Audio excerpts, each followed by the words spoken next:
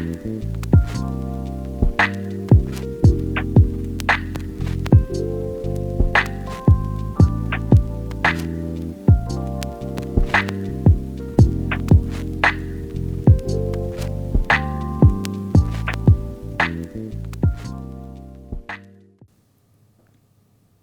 guys, welcome back to another lesson. In this lesson I'm going to break down the sort of lo-fi hip-hop beat that I've played for you at the beginning of this video. And we're going to go through three things. First of all, I'm going to show you how to build up the chords, and we'll talk about tensions. Then we'll talk about parallelism, that is moving the chords about, which is in a way that is quite common for a lot of these lo-fi hip-hop beats. And to conclude, I'll talk a little bit about scales and how to solo over these chords, and I'll show you how I just solo over them playing the piano. So let's start with building or playing the chords. And I'm not going to go too deeply into theory here, but let me start by outlining the first chord I played.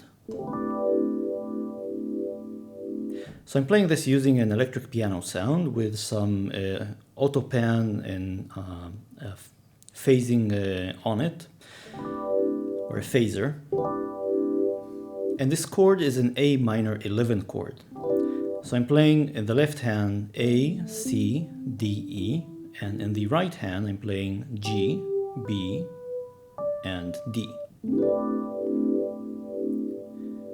Now, how do you build up this chord? What's sort of the process that brought me to it?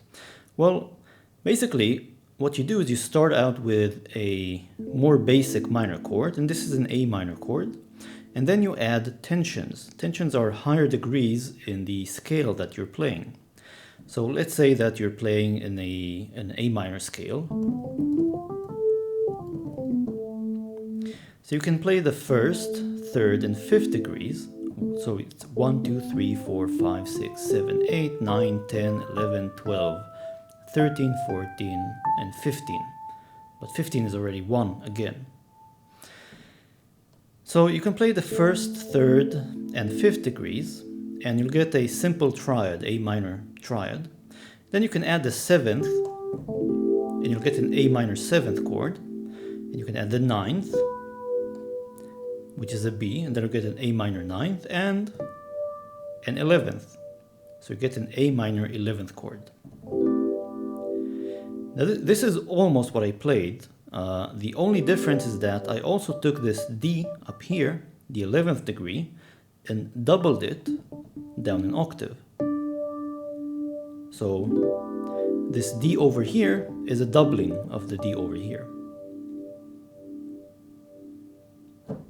Now, all of the other chords, if you happen to notice this, all of the other chords in this little piece were actually exactly the same chord, but built on different keys or starting points, or I should say maybe this chord, but transposed to a different key. For example, the second chord is a C minor 11th chord. So it's exactly actually the same shape and same notes, and I'll show you this by, say, transposing things. So I'm going to start with this A minor 11, and then take each note up half a step. And then do it again, and again. So this C minor is really exactly the same type of chord that I played for the A minor. The next chord is an F minor 11th, which is again the same chord but transposed down. So starting from A minor 11, going down half a step, down half a step, again and again. And this is an F minor 11th chord. And finally, the last and fourth chord that I played was a G minor 11, which is this. So I've really played only one type of chord throughout the piece, but just transposed it. And this is what I meant by parallelism when I started out, meaning that often you can, and this is something that a lot of hip-hop beats do to great success, they take a chord and they simply transpose it as is up and down the keyboard. They of course don't transpose it by half a step, but usually it's something, you know, like maybe 3 semitones, so 3 steps up, or maybe 5 semitones down, or 7 semitones down. So you'll have to experiment a bit with the stuff that you're playing and try to get, you know, a pleasing sound. But if you find an interesting chord that you like, let's say this, you can experiment with moving it around the keyboard, just playing it as is, but in a different key. The last thing I'd like to touch upon in this video is soloing. So these are all minor chords, and when you solo over them, you should play over a scale that fits them. And there are kind of a couple of different options that I'd like to point out. And for this, I'll switch to a regular piano sound. And the first scale, I'm going to just focus on the A minor chord, the first chord, and then everything is simply a transposed version of this. But let me start with the A minor.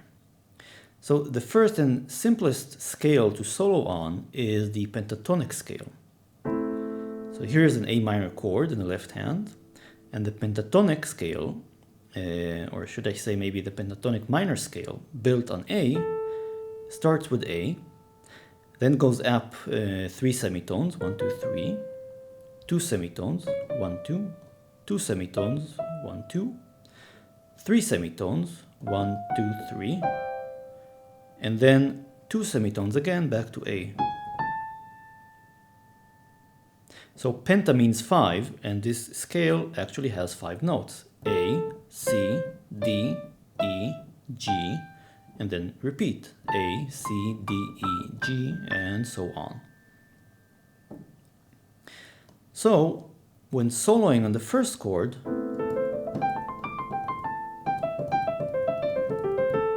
you can use the A minor pentatonic scale. The same thing applies to the next chord. Let's say a C. Next chord is a C minor, remember, or C minor 11th. And here you can solo over the C minor pentatonic scale. So if you would repeat the construction, you'll get these notes for the scale: C, 1, 2, 3, E flat, 1, 2, F, 1, 2, G, 1, 2, 3, B flat. So the C minor pentatonic scale is C, E flat, F, G, B flat, and so on. So again, when you say switch between the chords, you also switch between the scales.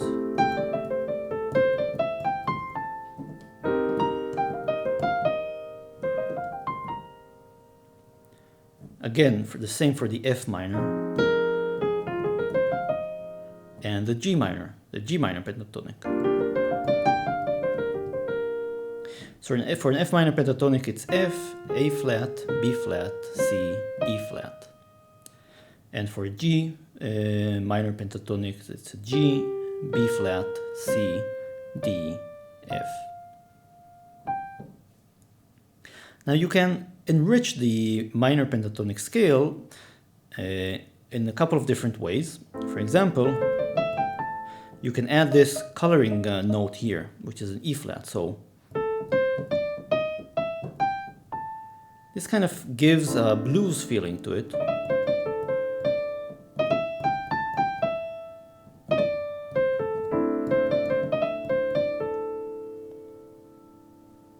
And the same for the other scales, of course.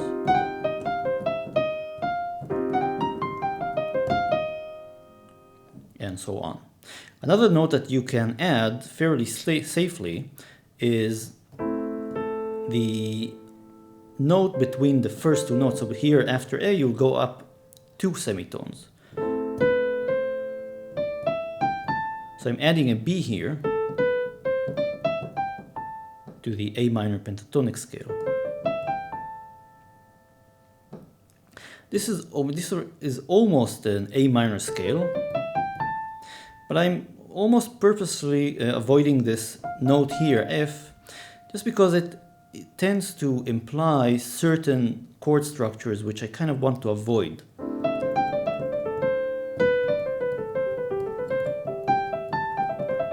Now Now, it might sound okay in some cases, and again, this is something that you'll have to experiment with, but when starting out, you might be better off avoiding it until you feel comfortable with the other notes in the scale.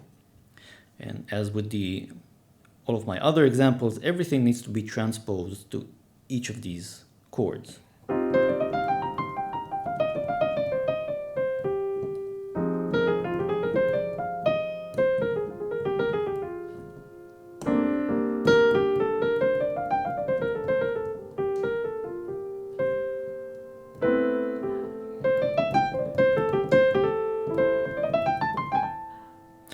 Now, the next thing, or the last thing I'd like to point out, is that when you look at this A minor 11th chord, you see that it's really kind of made up of almost two chords, two independent chords. In the left hand, you're playing an A minor chord, A, C, and E. And in the right hand, you're playing a G major chord, a G, B, and D.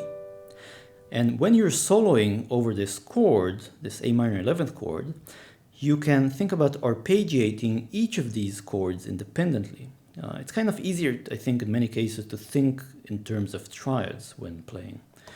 So when I play this A minor chord, I might think of arpeggiating G major in some way. So G major, remember, it's the notes G, B, and D.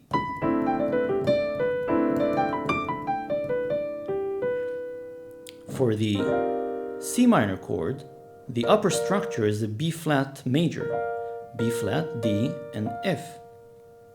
So I can arpeggiate this. For the F minor, the upper structure is A flat, G, and B flat. So this is an E flat major chord. And for the G minor, the upper structure is an F, A, and C. And I can think of arpeggiating it when I play. This, by the way, is called polychordism, when you overlay or can think about your chord as two separate chords, simpler chords, overlaid on top of each other.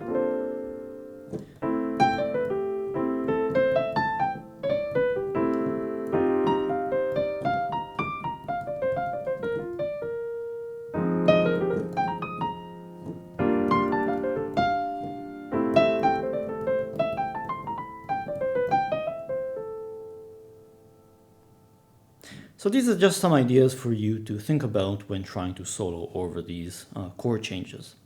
And to conclude, I'll just leave you with a simple solo example that you can try, of course, to copy if you hear something that you like out of it, but we'll sort of tie in all of these different soloing ideas together.